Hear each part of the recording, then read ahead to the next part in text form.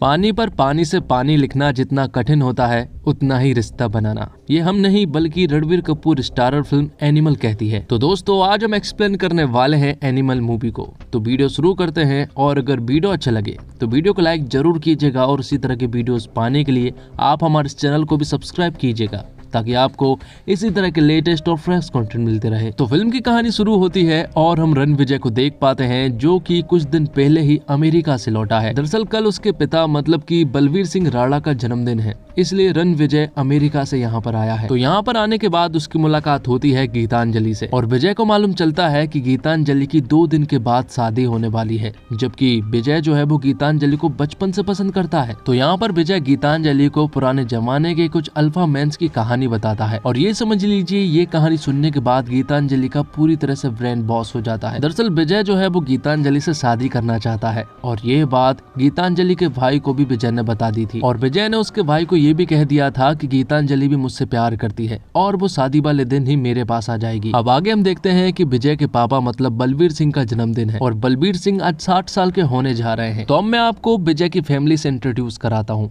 विजय की फैमिली में उसके माता पिता के अलावा उसके दादाजी हैं और उसकी बड़ी बहन है जिसका नाम रीत है और रीत के हस्बैंड वरुण है मतलब कि विजय के जीजाजी, और उन दोनों की ही एक दूसरे से बिल्कुल भी नहीं बनती है। यहाँ पर विजय की छोटी बहन भी है, उसका नाम रीत है और रूप के देवर के लिए रीत को पसंद भी किया गया है। तो बलवीर के जन्मदिन के लिए सभी ने कुछ न कुछ जरूर लेकर आए थे, लेकिन विजय ने कुछ भी लेकर नहीं आया था, लेकिन उसने उनके लिए बाल कटाए थे क्योंकि पापा को छोटे बाल वाले लड़के पसंद है। लेकिन यहाँ पर बलवीर उनसे कहता है कि तुम्हारे ऊपर बड़े बाल भी अच्छे लगते हैं। तो यहाँ पर विजय उनसे कहता है कि मैं फिर से बढ़ा लूंगा। और अब क्योंकि बलवीर का जन्मदिन है इसलिए उनकी इस पार्टी में बहुत सारे बड़े बड़े लोग आए हुए थे जिसमें कि सीएम भी शामिल थे। तो वरुण विजय के पास जाता है और वो उनसे कहता है कि चलो मैं तुम्हें सीएम से मिलवा दूं, लेकिन विजय उससे कहता है कि मुझे इन सब में कोई भी इंटरेस्ट नहीं है। दरअसल बलवीर की स्वास्तिक नाम की बहुत बड़ी स्टील की एक कंपनी है जिसके सारे कामकाज वरुण संभालता है और शायद उसे ऐसा लगने लगा है कि वो बलवीर का बेटा भी है, इसलिए वो विजय से बिल्कुल भी ठीक ढंग से बात नहीं करता है, जिसमें उसकी बहन रूप भी उसके पति का ही साथ देती है। तो यहाँ पर विजय और वरुण के बीच में एक सॉलिड झगड़ा हो जाता है। तो रूप विजय से वरुण को सॉरी कहने को कहती है, लेकिन विजय बिल्कुल भी नहीं मानता है। जिसके बाद कहानी फ्लैशबैक में पहुंच जाती है जब रूप कॉलेज में थी और विजय स्कूल में था। तो कॉलेज में रैगिंग चला करती थी, इस वजह से रूप तंग आ चुकी थी, उसे लड़के छेड़ा करते थे। तो परेशान होकर उसने बार बार अपने पिता को कॉल किया लेकिन उन्होंने कॉल नहीं उठाया और जब ये बात विजय को मालूम चली तो वो तुरंत ही कॉलेज चला गया जहाँ पर कि उसके हाथ में गन भी थी और उसने वो गन चला भी दी थी। जिसके बाद वो लड़के भी मिल गए थे जो कि रूप को तंग किया करते थे। तो विजय ने उन लड़कों को अच्छे से सबक सिखा भी दिया था। जिसके बाद विजय जब अपने घर पहुँचता है तो उसके पिता उसकी धुलाई कर देते हैं क्योंकि विजय कॉलेज में गन लेकर चला गया था और वहां पर उसने फायर भी की थी, जिस वजह से बलवीर यहाँ पर विजय को बहुत मारता है और इसी चीज से तंग आकर यहाँ पर बलवीर जो है वो विजय को अमेरिका के एक बोर्डिंग स्कूल में डाल देते हैं। अब कहानी फिर से प्रेजेंट में आ जाती है जहाँ पर कि अपने जीजाजी से झगड़े वाली बात जो है बलवीर को भी मालूम चल चुकी थी, इसलिए वो अपने बेटे मतलब कि विजय से बात कर रहे थे। लेकिन यहाँ पर बात नहीं हो रही थी बल्कि उनके बीच में भी झगड़े चालू हो चुके थे और बातों ही बातों में विजय यहाँ पर बलवीर से उल्टी सीधी 2 बातें बोल देता है, जिस वजह से बलवीर फिर से विजय को एक थप्पड़ लगा देता है और उसे अपने घर से जाने को कहता है। तो विजय जब जा ही रहा होता है और जब वो अपने घर के गेट पर पहुंचता है तो उसे वहाँ पर गीतांजलि मिलती है। दरअसल गीतांजलि ने अपनी शादी तोड़कर यहाँ पर विजय के पास आ गई थी। तो विजय गीतांजलि को लेकर अपने पापा के पास जाने लगता है, लेकिन वो एक जरूरी मीटिंग में बिजी थे। दरअसल यहाँ पर सीएम साहब आए हुए थे इसलिए वो एक जरूरी मीटिंग में बिजी थे। तो इस वजह से विजय और गीतांजलि को कुछ देर वेट करना पड़ता है। जब वो अंदर जाते हैं और विजय उन्हें बताता है कि ये गीतांजलि है और मैं इसे शादी करने वाला हूँ, तब यहाँ पर बलवीर कोई भी जवाब नहीं देते हैं और फिर थोड़ी देर के बाद वो उठकर यहाँ से चले जाते हैं, जो देखकर विजय को बिल्कुल भी अच्छा नहीं लगा था। जिसके बाद विजय जो है वो गीतांजलि की फैमिली के पास पहुंच जाता है। दोनों ही पूरी फैमिली के सामने बैठे हुए थे और गीतांजलि ने अपनी पूरी फैमिली को बता दिया था कि वो एक दूसरे से प्यार करते हैं और अब वो जल्द ही शादी करने वाले हैं, इसलिए वो लोग यहाँ पर परमिशन लेने के लिए आए थे। लेकिन वो लोग इस शादी के पूरी तरह से अगेंस्ट थे। तो गीतांजलि की फैमिली यहाँ पर बहुत कुछ बोली जा रही थी और जब वो लोग गीतांजलि से बोलने को कहते हैं तो वो लोग किस करने लगते हैं। जिसके बाद वो गीतांजलि को लेकर अपने प्राइवेट जेट में जाता है क्योंकि ना तो गीतांजलि की फैमिली सपोर्ट कर रही है और ना ही विजय की फैमिली वाले। इसलिए विजय अपने प्राइवेट जेट से एक खूबसूरत जगह पर जाने लगता है। तो इस प्राइवेट जेट में दोनों ही बहुत ही अच्छे खूबसूरत पल बिताते हैं,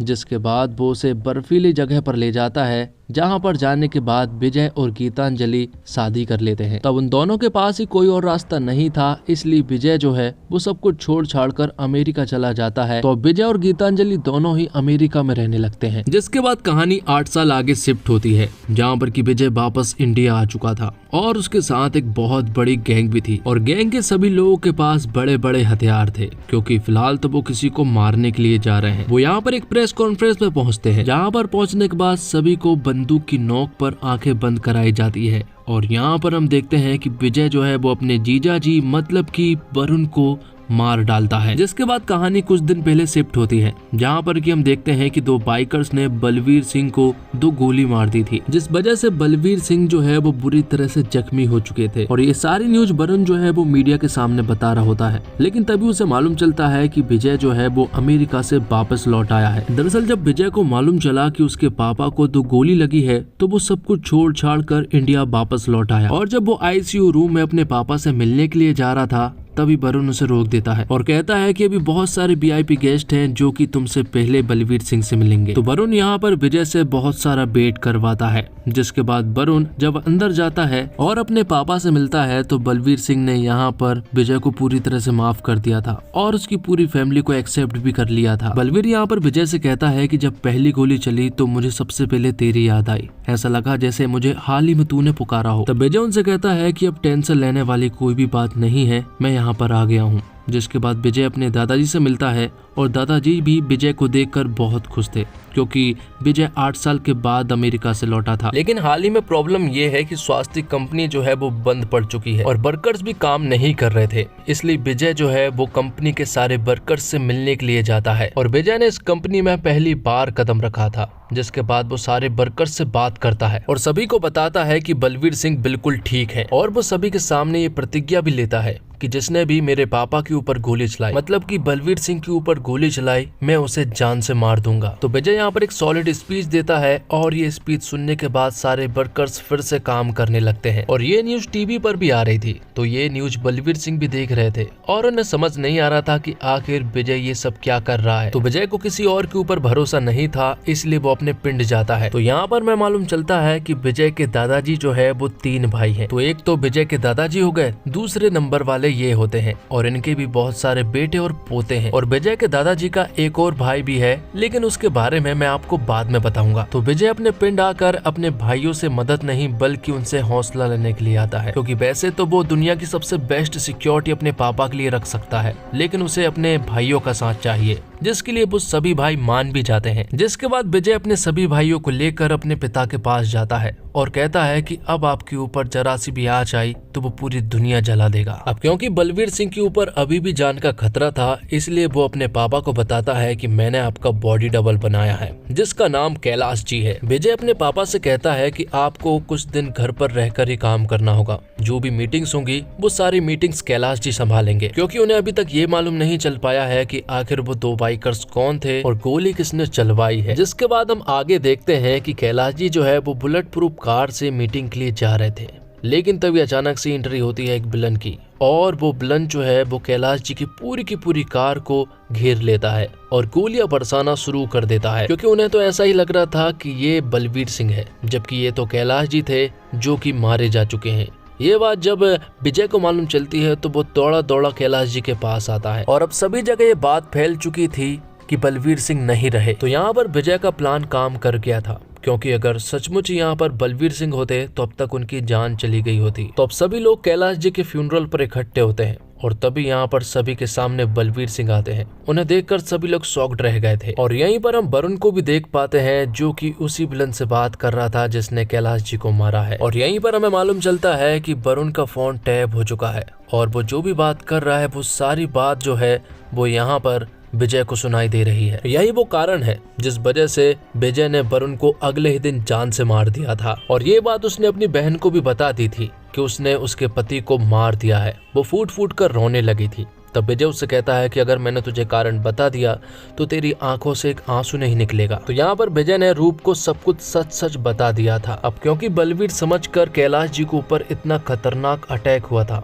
इसलिए विजय जो है वो कोई भी रिस्क लेना नहीं चाहता है। इसलिए वो बड़े से गन के डीलर को अपने होटल बुला लेता है, जहाँ पर कि वो उससे बहुत बड़ी बड़ी गन की डील करने लगता है। और जब वो लोग डील कर ही रहे होते हैं कि तभी अचानक से उनके होटल में बहुत सारे विलन्स घुस जाते हैं। वो विलन्स बहुत सारे थे और विजय के भाई बहुत कम। इसके बावजूद वो उनसे डट के मुकाबला करते हैं और सभी को मार गिराते हैं। तो एक टुकड़ी को खत्म करने के बाद उनका सामना दूसरी टुकड़ी से होता है और उसको खत्म करने के बाद उन्हें मालूम चलता है कि पीछे के रास्ते से 200 बंदे और आ रहे हैं। ये सुनने के बाद गन का डीलर उसे एक मशीन गन के बारे में बताता है। जब वो सभी लोग सामने आ चुके थे तो यहाँ पर विजय जो है वो उस मशीन गन को शुरू करता है और चालू करते ही वो उन सभी लोगों को ढेर कर देता है। लेकिन इसी वजह से विजय को यहाँ पर 6 गोलियां अलग अलग जगह पर लग चुकी थी, जिस वजह से विजय जो है वो पूरी तरह से जख्मी हो गया था और 15 दिनों के लिए कोमा में भी चला गया था। तो 15 दिनों के बाद जब विजय उठता है तो उसे अपनी बॉडी की बहुत सारी प्रॉब्लम्स के बारे में मालूम चलता है। पहली प्रॉब्लम तो ये थी कि उसे कुछ भी सुनाई नहीं दे रहा था। उसका हार्ट पूरी तरह से कमजोर हो चुका था और ना तो वो किसी चीज को टेस्ट और ना ही किसी चीज को स्मेल कर पा रहा था। उसके बचने के चांसेस बहुत ही कम बचे थे। तो डॉक्टर्स ने जवाब दे दिया था कि विजय अब ज्यादा दिनों तक नहीं बच पाएगा। तो विजय की लंबी आयु के लिए सभी लोग हवन भी करते हैं। सभी लोग यही चाहते हैं कि विजय जल्द से जल्द ठीक हो जाए और विजय ठीक तभी हो पाएगा जब उसे हार्ट का डोनर मिल जाएगा। और उनकी फैमिली में पहली बार ऐसा हुआ था कि पूरा का पूरा परिवार पहली बार इकट्ठा हुआ था। तो सभी लोग चाहते हैं कि विजय जल्द से जल्द ठीक हो जाए। जिसके बाद एंट्री होती है फिल्म में नए विलन की, जिसका नाम है इजरार। तो इजरार बोल नहीं सकता है, मतलब कि वो गूंगा है और इजरार की 2 शादियां हो चुकी है और आज उसकी तीसरी शादी भी होने वाली है। तो जब उसकी शादी हो ही रही थी कि तभी एक आदमी इजरार को बताता है कि इंडिया में उसके भाई को मार दिया गया है। और ये सुनने के बाद तो जो खबर लेकर आया था वो उसे जान से मार देता है। दरअसल विजय ने जिस भी आदमी को मारा था वो दरअसल में इजरार का भाई है। अब आगे हम देखते हैं कि विजय को डोनर मिल चुका था। यहाँ पर हम जोया नाम की लड़की को देख पाते हैं और जो विजय को हार्ट मिला है वो दरअसल में जोया के पियोंसे का है। तो जोया यहाँ पर विजय से मिलती है। वो काफी उदास लग रही थी और वो विजय से कहती है कि इस दिल का ख्याल रखना, लेकिन वो काफी उदास थी, इसलिए वो जोया से कहता है कि जब तक तुम्हारा दिल हल्का ना हो जाता है तब तक तुम यहीं पर रुको। तो विजय जोया को अपने दादाजी के घर पर ले जाता है, उसके साथ बहुत सारा टाइम बिताता है और बहुत एंजॉय करते हैं। ये मान लीजिए कि वो दोनों एक दूसरे से बहुत प्यार करने लगे थे और विजय का पागलपन वाला प्यार देखकर जोया यहाँ पर विजय को सब कुछ सच बता देती है। जोया कहती है कि जो हार्ट तुम्हारे दिल में धड़क रहा है वो मेरे फियोंसे का नहीं है, दरअसल मुझे यहाँ पर भेजा गया है। वो बताती है कि इजरार ने मुझे यहाँ पर भेजा है तुम्हें प्यार में फंसाने के लिए, और जब मौका मिलेगा तो वो लोग तुम्हें आसानी से मार देंगे। ये सुनने के बाद विजय उससे कहता है कि जब तू पहले दिन यहाँ पर आई थी ना, तभी मुझे मालूम चल गया था कि तुझे भेजा गया है, बस मुझे ये सारी चीजें जाननी थी। जिसके बाद विजय जब अपने दादाजी से इजरार के बारे में बात करता है तो वो उन्हें सब कुछ बता देते हैं। दादाजी उसे बताते हैं कि हम 3 भाइयों में वो सबसे बड़ा भाई था, लेकिन उसकी नीयत बहुत ही ज्यादा खराब थी। उसे चीजों को हड़पना आता था, इसी वजह से वो उल्टी सीधी गलतियां करता रहता था। इस वजह से हम सभी भाइयों ने मिलकर उसे देश से बाहर निकाल दिया था। वहां पर पहुंचने के बाद उसने 2-3 शादी कर ली और उनके लड़के का लड़का इजरार है। और बहुत सालों पहले वो इंडिया आया था अपना हक मांगने के लिए, लेकिन यहाँ पर उसे कोई भी हक नहीं दिया गया और उसे वापस स्कॉटलैंड पहुंचा दिया गया, जिस वजह से एक रंजिश शुरू हो चुकी थी और उसके बेटे के बेटे ने हमसे बदला लेना शुरू कर दिया। इसी वजह से बलबीर पर अटैक हो रहे हैं। अब ये सारी बातें हो जाने के बाद विजय जो है वो गीतांजलि के पास जाता है। दरअसल आज करवा चौथ है और उसने करवा चौथ का व्रत भी रखा हुआ था। तो गीतांजलि जब विजय की आरती उतार रही होती है तभी यहाँ पर विजय जो है वो गीतांजलि को सब कुछ सच बता देता है। वो कहता है कि मैं जोया के साथ सोया हूँ और हमारे बीच में वो सब कुछ हो गया है। ये सुनने के बाद गीतांजलि को बहुत जोर का गुस्सा आ जाता है और वो यहाँ से विजय से दूर जाने लगती है। विजय यहाँ पर माफी भी मांगता है और कहता है कि हमारे बीच में ऐसा कुछ नहीं है, बस मैं उनकी प्लानिंग पता कर रहा था। लेकिन गीतांजलि उसकी एक नहीं सुनती है और उन दोनों के बीच में झगड़ा शुरू हो जाता है। बातों ही बातों में गीतांजलि यहाँ पर विजय से कहती है कि मैं चाहती हूँ कि तुम्हारे पिता मर जाए, क्योंकि अगर वो मर जाएंगे तो सब कुछ ठीक हो जाएगा। लेकिन ये सुनने के बाद तो विजय को गुस्सा आ जाता है और वो गीतांजलि के गले को पकड़ लेता है और कहता है कि अगर एक बार और बोला तो वो उसे गोली मार देगा। अब थोड़ी बात करने के बाद गीतांजलि यहाँ पर विजय से कहती है कि उसे डिवोर्स चाहिए, लेकिन विजय उससे कहता है कि वो उसे नहीं दे सकता है और बाहर जाकर बॉस से कहता है कि मैं उसे मारने जा रहा हूँ और हो सके तो दोबारा शादी मत करना। ये सुनने के बाद गीतांजलि बहुत रोती है। तो विजय जो है वो अपने नए मिशन पर निकलता है अपने भाइयों के साथ इजरार को मारने के लिए। वो तुरंत ही स्कॉटलैंड पहुंच जाता है, जहां पर कि वो उसके घर में घुसते से ही सभी लोगों को मार देता है। लेकिन मौका देखकर यहाँ पर इजरार जो है वो भाग जाता है और इजरार की पत्नियों के द्वारा मालूम चलता है कि इजरार देश छोड़कर जा रहा है अपने प्राइवेट जेट से। ये बात जब उनको मालूम चलती है तो विजय तुरंत ही वहां पर पहुंच जाता है, जहां पर कि वो अपने भाइयों से कह देता है कि कोई भी गोली नहीं चलाएगा, चाहे मैं मर भी जाऊंगा तब भी कोई गोली नहीं चलाएगा। जिसके बाद उन दोनों के बीच में 1-to-1 फाइट होती है। दोनों ही यहाँ पर 2 घंटे तक लड़ाई करते हैं। दोनों ही एक दूसरे को बुरी तरह से मार रहे थे। विजय के अंदर सिर्फ और सिर्फ अपने पिता को लेकर बदला दिखाई दे रहा था, जबकि इजरार जो है वो बहुत ही क्रूर टाइप का आदमी है और वो लोगों को मारने से पहले बिल्कुल भी नहीं सोचता है। इसलिए वो यहाँ पर विजय को बेरहमी से मार रहा होता है। लेकिन आखिर में विजय जो है वो यहाँ पर इजरार को बेरहमी से अधमरा कर देता है। वो आखिर में इजरार से इशारे से कहता है कि अगर वो पीछे हट जाए तो वो उसे छोड़ देगा। लेकिन यहाँ पर इजरार नहीं हट रहा था, इसलिए विजय ने इजरार को जान से मार दिया था।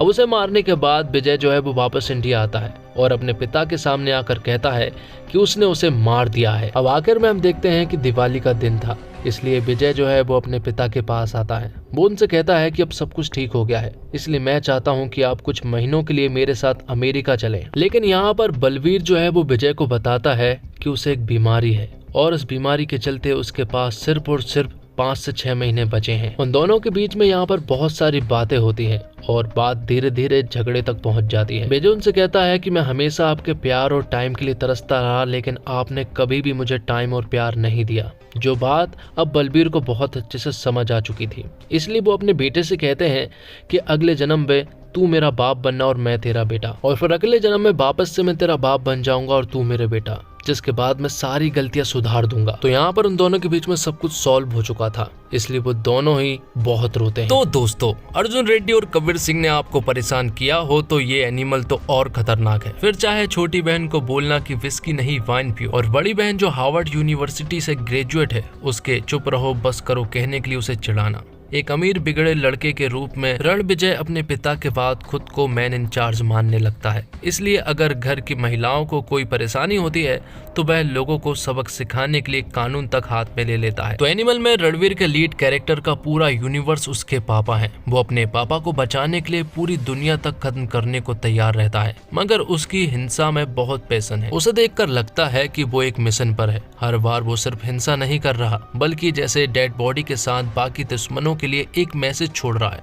वो अपने पापा पर हमला करने वालों को खत्म तो कर देना चाहता है, लेकिन एक हद के बाद लगता है कि मारना उसका टारगेट है ही नहीं। उसे हिंसा में स्वाद आ रहा है। वो सिर्फ सामने वाले का खून नहीं बहाता, उसकी हर हत्या बर्बरता की एक पेंटिंग है जो वो अपने पिता को गिफ्ट कर रहा है। उसके सिर्फ एक्ट में पाशवता नहीं, वो पशु है जो एनिमल है, जिसे डायरेक्टर संदीप रेड्डी बांगा ने बड़े पर्दे पर क्रिएट किया है। हिंसा के पैशन के मामले में यह हीरो कई विलन से भी भयानक है, और अगर आपको लगता है कि आप फिल्म के हीरो में ये सब देख सकते हैं तो एनिमल आपके लिए ही है। और रणवीर कपूर ने जिस एनिमल के विजन में खुद को सरेंडर किया है वो देखने लायक है। उन्हें इस तरह के हिंसक रोल में सोच पाना लगभग नामुमकिन है, मगर स्क्रीन पर उन्हें देखने के बाद आपको लगेगा कि किसी डायरेक्टर ने पहले ऐसा क्यों नहीं ट्राई किया। उनके एक्सप्रेशन, आंखें, बॉडी लैंग्वेज सब कुछ इस किरदार को उतना ही भयानक बनाते हैं जितना शायद स्क्रिप्ट लिखते हुए संदीप ने सोचा होगा।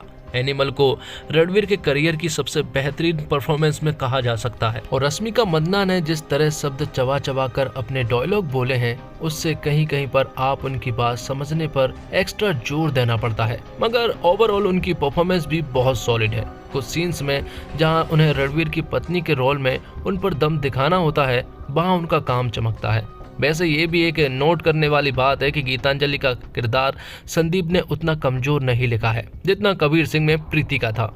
अनिल कपूर को अपने किरदार के हिसाब से बहुत सदे हुए रिएक्शन देने थे और इस काम में उनका अनुभव पूरा काम आता है, लेकिन एंड के सीक्वेंस में जब उन्हें खुलने का मौका मिलता है तो रणवीर के साथ उन्हें देखकर मजा आता है। और फिल्म में बॉबी देओल का किरदार बोल नहीं सकता, लेकिन इस लिमिटेशन को बॉबी ने अपनी ताकत में बदला है और उन्हें देखना एक तगड़ा एक्सपीरियंस है। हालांकि उनका स्क्रीन टाइम फिल्म में थोड़ा और ज्यादा होता तो जनता और एंजॉय करती।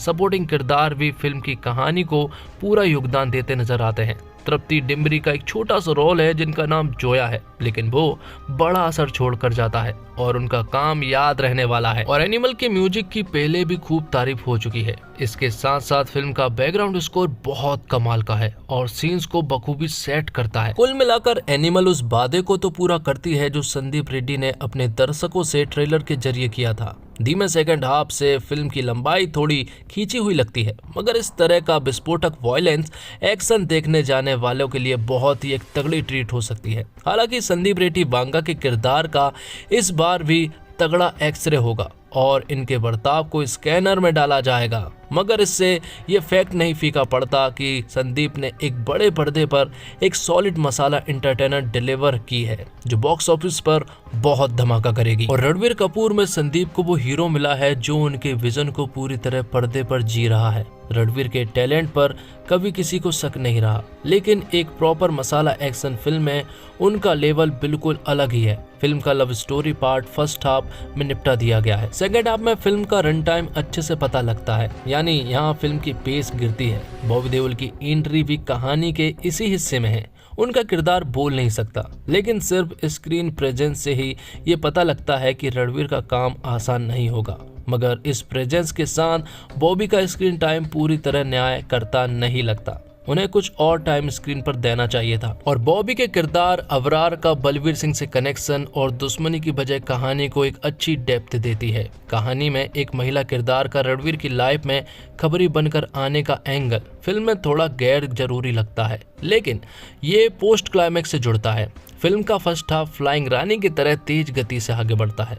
वॉयलेंट सीन आपको विचलित करते हैं, मगर कुछ देर बाद आप उस जानलेवा दुनिया का हिस्सा बन जाते हैं। सेकंड हाफ में कहानी की रफ्तार थोड़ी लड़खड़ाती है। तृप्ति डिम्बरी का ट्रैक रणबीर के चरित्र के आर को गिरा देता है, मगर फिर भी प्री क्लाइमैक्स और क्लाइमैक्स आपके रोंगटे खड़े कर देता है। और वॉयलेंस के मामले में ये फिल्म गॉडफादर और किल बिल जैसी फिल्म की याद दिलाती है। वांगा ने बाप बेटे के इमोशन को कहानी का कोर बनाया है। और फिल्म के आखिर में एक पोस्ट क्रेडिट सीन भी दिया गया है, जहां पर कि इस फिल्म के सेकंड पार्ट का पूरा अनाउंसमेंट कर दी गई है, जिसमें कि इस फिल्म का नाम एनिमल पार्क रखा गया है। तो क्या आपको भी एनिमल पार्क का इंतजार है? कमेंट्स बॉक्स में जरूर बताइएगा। इसी के साथ ये फिल्म यहीं पर खत्म हो जाती है और ये वीडियो भी। तो दोस्तों, उम्मीद करता हूँ आपको वीडियो पसंद आई होगी।